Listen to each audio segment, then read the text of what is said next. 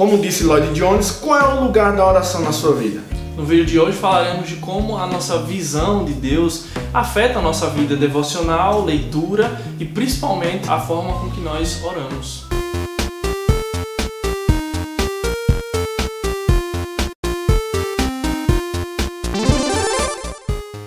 Como diz o meu amigo Marcos Almeida, antes de falar com Deus, é preciso saber para quem eu oro. Lindo, né? Essa canção. Lindo, maravilhoso.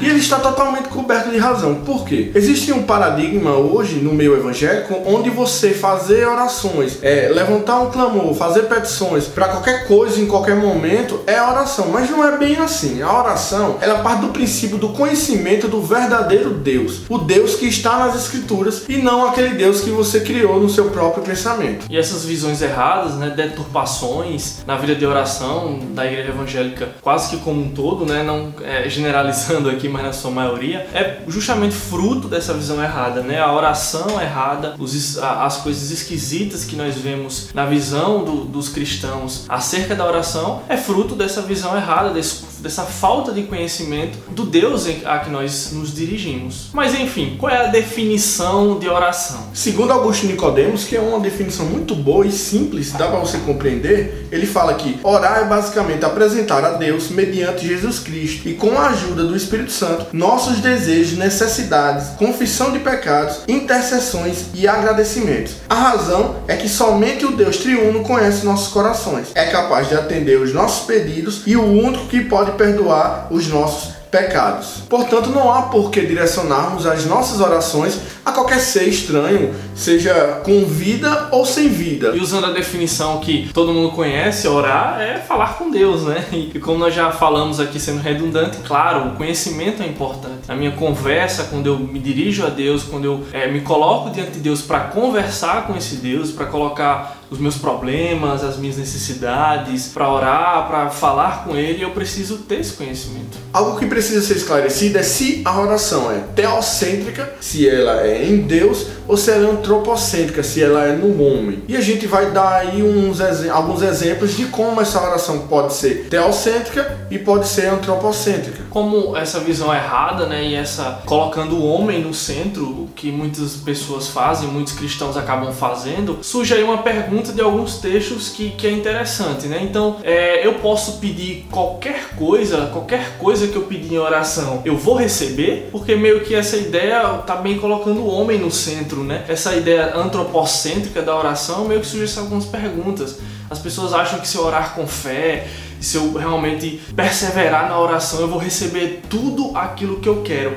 Mas será que é isso mesmo? Será que tudo que eu pedir a Deus, crendo com fé, eu vou receber? Em Mateus capítulo 21, versos 21 e 22, especificamente no verso 22, Jesus vai dizer que tudo que pedires em meu nome receberão. E então você já tem essa questão do receber, né? Aquela questão do tudo que pedir, tudo mesmo. E aí a gente foge um pouco do contexto da ideia do próprio evangelho, do que ele realmente traz como essa questão, né? E o que a gente precisa fazer menção é que a gente não recebe tudo que pede em oração. E Tiago vai deixar isso muito claro, né, Bruno? Lá no capítulo 4, verso 13, ele vai dizer que vocês pedem mal. Pedem e não recebem. E não recebem porque pedem mal. Então ele já está deixando claro que a gente não vai receber tudo que a gente pedir, porque a gente pede mal. Então isso precisa ficar específico, porque muitas vezes quem está pedindo em oração algo, às vezes pede por egoísmo, muitas vezes pede com sinceridade, mas às vezes também não é da vontade de Deus aquilo. Pede com sinceridade, mas às vezes pede sem sabedoria, né? Pede, né, como você falou, acabou de falar,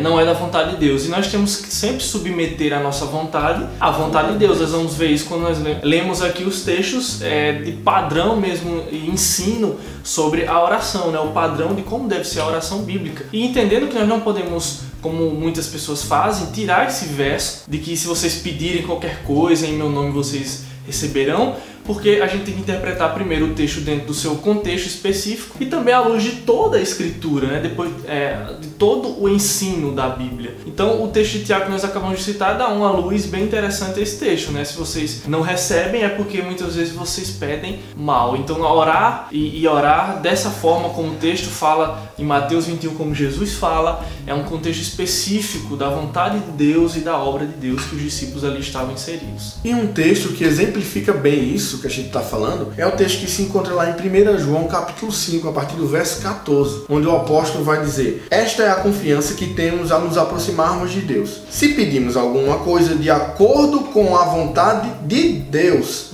Ele nos ouvirá. E se sabemos que Ele nos ouve em tudo o que pedimos, sabemos que temos o que dele pedimos. Então, orar de acordo com a vontade de Deus é orar submetendo, né, como nós falamos, a nossa vontade à vontade dele. E eu começo a pensar até aqui em alguns exemplos bem práticos, né? Por exemplo, você vai procurar um emprego, ou você fez uma entrevista de emprego, aí você está concorrendo com outra pessoa que também é temente a Deus. E aí você está orando para que Deus abra aquela porta de emprego, mas a outra pessoa do outro lado também está orando para que Deus abra a porta de emprego. Então, o que é que vai prevalecer? Quem orar mais? Então, vai prevalecer sempre a vontade de Deus. Então, a forma antropocêntrica de orar mais ou menos seria dessa forma, orando contra a vontade de Deus, somente por seu benefício próprio, para si mesmo, beneficiando somente a si mesmo, e esquecendo que Filipenses 2, o apóstolo Paulo vai falar, dizendo que se preocupe não somente com suas coisas, mas também com as coisas do seu irmão, né? Considerando ele superior a você mesmo.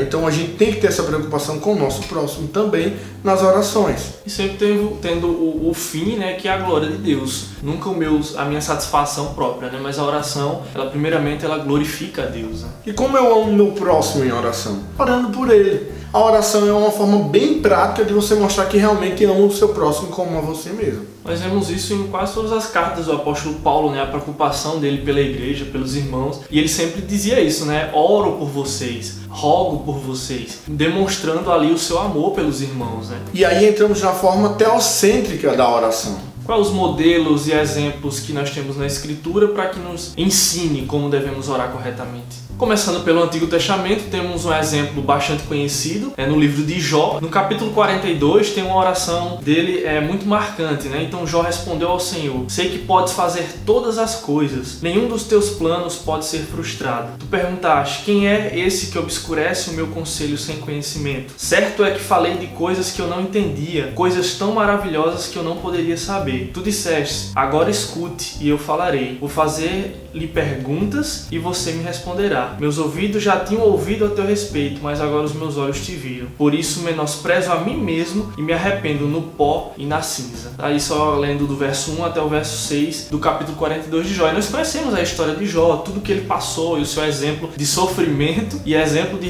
perseverança, né, no sofrimento. E no final ele chega glorificando a Deus, reconhecendo a soberania de Deus e, como no versículo 6 que eu falei, menosprezando a ele mesmo, se arrependendo e dizendo que agora os meus ouvidos meus ouvidos já tinham ouvido a teu respeito, né? Mas agora os meus olhos te viram, né? Todo sofrimento que eu passei, agora eu reconheço quem é o Senhor. E tudo isso que Jó passou, né, dá base para que ele realmente ore de forma teocêntrica, né? Reconhecendo a soberania de Deus e louvando ao Senhor na sua oração, né? É uma atitude que nós devemos ter quando nós oramos. Como não lembrar também da oração de Neemias, lá no capítulo 1, onde ele vai dizer: Senhor, Deus dos céus, Deus grande e temível, fiel à aliança e misericordioso com os que te amam e obedecem aos teus mandamentos. Que os teus ouvidos estejam atentos e os teus olhos estejam abertos para a oração que o teu servo está fazendo diante de ti. Então você já vê a submissão, né? A reverência de Neemias ao tratar diretamente,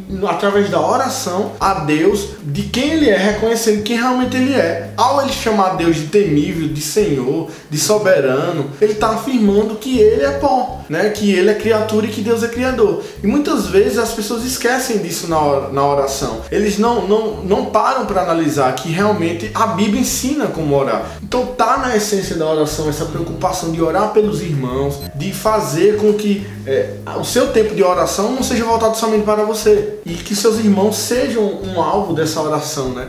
Isso é importante. Como deixar de fora que o nosso maior exemplo, né, Cristo, nosso mestre, se nós lermos os evangelhos, nós vamos ver várias passagens do próprio mestre, né, Jesus, como sendo o Filho de Deus e o próprio Deus. Várias vezes ele se afastava para orar e dava o exemplo de vida de oração. E no seu texto mais conhecido, né, sobre oração, que está lá em Mateus no capítulo 6, que ele começa a ensinar a oração: quando vocês orarem, não façam como os fariseus que oram em público e tal, se querendo mostrar que eles oram, querendo mostrar uma falsa piedade, mas ele já dá um ensinamento de que a oração deve ser no secreto, né? Entrar no seu quarto ali em secreto e orar a Deus, e Deus que vê em secreto responde, né? Segundo a sua vontade, como nós já falamos. E a partir do verso 9 ele começa a famosa oração dominical, né? A oração do Pai Nosso, que traz ensinamentos a respeito da oração. Como o Diego falou, a gente não só pede na oração, a gente não só visa as nossas necessidades, mas na oração do Pai Nosso, em cada sentença, ele vai explicando, né, vai ensinando a respeito de oração, glorificar a Deus em primeiro lugar e depois começar, né, a colocar diante de Deus as necessidades. Então, nesse texto Jesus traz ensinamentos, como em João 17 também, na oração sacerdotal, orando pelos seus discípulos, orando por aqueles que creriam no futuro, e na famosa passagem também do Getsemane, em Mateus no capítulo 26, que é aquilo que nós já falamos sobre submeter a nossa vontade à vontade de Deus. O próprio mestre ensina ali de forma prática, né? Prestes a sofrer ali a morte de cruz, o sofrimento na cruz, ele ora ao Pai que seja feita a vontade do Pai e não a dele, né? Da dor e a angústia que ele estava passando naquele momento. Nosso mestre é o maior modelo de oração que nós podemos tirar aí da Escritura. Mas o que será orar em nome de Cristo, né? Há uma complicação no meio evangélico disso, né? Para alguns pensam que é uma senha que abre os cofres no céu, né? Para outros é uma chave que abre o coração de Deus. É o abracadabra dos crentes, né? Em nome de Jesus. Que Jesus é a palavra mágica do trologóió lá do pessoal que faz com que Deus, que orar em nome de Jesus, o nome de Jesus na oração, falou o nome de Jesus na oração, Deus está movendo a sua mão para onde a gente quer, né? Já dizia os vulgos profetas, né? Usou a frasezinha mágica, validou a oração. Validou a oração. Não é isso. Orar em nome de Cristo não significa isso. Eu também gosto de uma definiçãozinha simples que o Augusto Nicodemos fala, que ele diz assim, que orar em nome de Jesus é orar à vontade dele. E orar, a oração dele, é orar junto com ele. Ou seja, orar segundo a vontade de Deus, nessa perspectiva, no nome de Jesus, não depende da eficácia da sua oração, ou seja, se ela é bonita ou é feia. Você está orando em nome de Cristo, porque ele morreu na cruz, ele ressuscitou, né? Ele foi o sacrifício perfeito e é por ele que nós temos acesso ao Pai. Então, orar em nome de Cristo é tão necessário como a oração não existir. Uma oração que não é feita, não é aceita por Deus, é a oração do incrédulo, mas a oração do cristão, seja ela com o nome de Cristo ou não na oração, ela sempre é feita em nome de Cristo. Não é usando de uma forma vazia ou apenas usando a palavra mágica como nós falamos. Mas nós até citamos um pouco quando nós gravamos o vídeo aqui falando na nossa série dos 10 mandamentos, né, de usar o nome de Deus em vão, explicando que essa questão de nome, assim como a Escritura diz que o Pai deu a Cristo um nome que está acima de todo nome, se refere à sua autoridade, né? Então orar no nome de Cristo é orar com a sua autoridade, né? Como o Diego falou, é o cristão, aquele que professa a fé em Cristo, aquele que crê em Cristo e ora visando a glória de Deus, né? Visando o nome de Cristo, a glorificação de Cristo. Orar em nome de Cristo é usar da sua autoridade, né? E crer nisso quando oramos. E o próprio Jesus diz isso, né, em João 14:13, quando ele fala: "E eu farei o que vocês pedirem em meu nome", trazendo uma motivação, trazendo um fim, para que o Pai seja glorificado no Filho. Então sempre tem aqui a motivação principal e a razão principal de orar em nome de Cristo é para que o nome de Deus seja glorificado, né? Para que o Pai seja glorificado. Em Mateus 6, Jesus vai dizer que os gentios, eles não conhecem a Deus e pensam que pelo muito falar serão ouvidos, né? Então a gente tem essa dificuldade. Muitas vezes a gente acha que pelo muito falar seremos ouvidos, mas isso é totalmente um equívoco, né? Não é a quantidade de orações que fazemos que vai tornar a oração mais eficaz, aquilo que pedimos, né? Mas sim orar segundo a vontade de Deus. É isso que a gente tem feito e é algo que a gente precisa se ater mesmo. Muitas vezes você acha que por ter um pouco mais de conhecimento que seu irmão, sua oração é melhor do que o outro. Já presenciei casos desse tipo, né? Mas não, a oração sincera e contrita diante do Senhor é aquela oração que Ele realmente quer, né? A oração que você é colocado a sua sinceridade, a confissão dos seus pecados, o arrependimento diante dele, né? Agora, se Ele vai responder a sua oração, o seu pedido, a sua petição, somente Deus sabe. E tendo em vista isso, infelizmente, até muitos irmãos simples, né, em algumas congregações, ficam dizendo, né, eu não sei orar, porque justamente é ensinado que o padrão de oração é aquela oração eloquente, usando palavras bonitas, mas se você é um irmãozinho simples e tal, é um irmão que às vezes não teve estudo e tá ali na congregação e tem vergonha de orar alto e tal, orar pela congregação, não é isso. A oração que agrada a Deus não é uma oração eloquente, com palavras bonitas. E abrindo parênteses só aí do que o Diego falou a respeito de orar muito, eu indico aqui um vídeo lá dos nossos brothers lá do 2D Teologia, que eles fizeram um vídeo Orar Menos para Orar Mais, que é muito bom e eu indico aqui. Rafael vai colocar o link aí embaixo. E agora eu repito a mesma pergunta que eu fiz no início desse vídeo. Assim como Martin Lloyd Jones falou, qual o lugar da oração na sua vida? E aí responda aí pra você e reflita sobre tudo isso que a gente falou nesse vídeo aqui, hoje no vídeo dessa semana. Bem galera, é isso aí, esse foi mais um vídeo, né? A gente pede encarecidamente que vocês tenham misericórdia desse canal, compartilhem, se inscrevam, comente aí se gostaram ou não, que nos ajuda muito. Teve uns comentários aí num vídeo sobre os 10 mandamentos que eu gostei muito, vários comentários, eu gostei muito mesmo. Gostei da contribuição, pedindo para melhorar, falar de algo mais específico. Isso foi muito bom. Fez com que a gente pudesse olhar para os textos que a gente já usou e amadurecer mais. Então a gente já está trabalhando, crescendo, sendo edificado com vocês. É muito importante, né, esse feedback de vocês para que a gente tenha mais ideias de temas, né? Vocês lancem aí temas. Se você segue o nosso canal, você quiser ouvir a gente falando sobre alguma coisa, você dá a dica aí, comenta aí, segue também a gente nas redes sociais e é isso aí, ficamos aqui com mais um vídeo essa semana. Até a próxima. Esse foi o Você Que Pensa. Que Paia, né? Valeu! Que paia, você que paia.